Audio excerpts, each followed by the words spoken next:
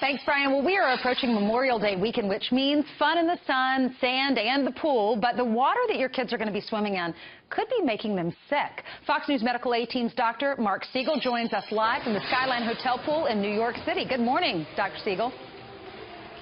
Good morning, Ainsley. You know, from the ages of 1 to 4, the #1 cause of accidental death is drowning. This is a huge, huge problem.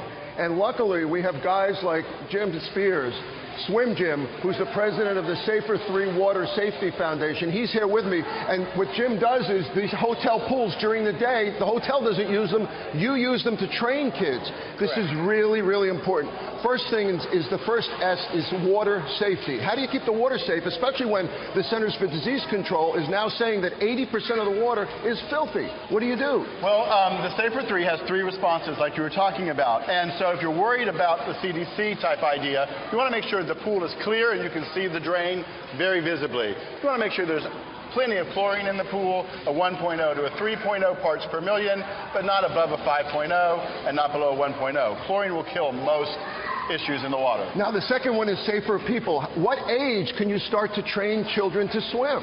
So at Swim Gym, we start kids at 2 months.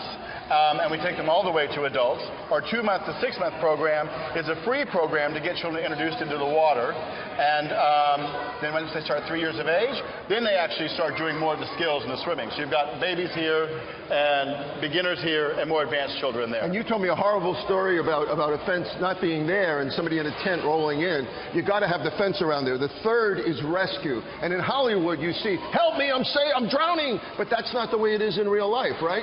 No, how is it in real life when people are in trouble? Children drown without a sound. What happened? Show me. Guys? Glinda. Show us. Jerome. Yep. No sounds. Their head is down. No sounds. Their head is down. She's got to throw it out to her. So the idea is reach. Wow. Or throw. Grab. Don't go. And pull the child in.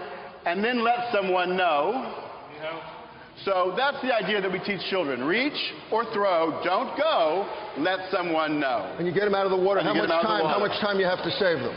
If they're face down in the water, brain damage starts 2 to 3 minutes. So you do CPR? Everyone around the pool should be, is it lifeguard CPR trained?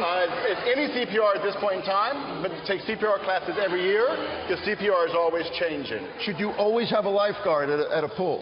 You should always have a lifeguard at a pool, or if in your backyard pool, you should always have a water watcher. That's a responsible person watching the water, that's not on their phone, that's not on their iPad, that's not going inside the house to get a glass of water. They're just focused on their child and what's going on in the pool. Final thing, what do you teach a young child to do if they're in trouble? What do they do in the pool? We teach children to roll on their back and float so they can make a decision. They'll hang on their back and float, then they can make a decision or cry for help, and then roll over and swim to the wall.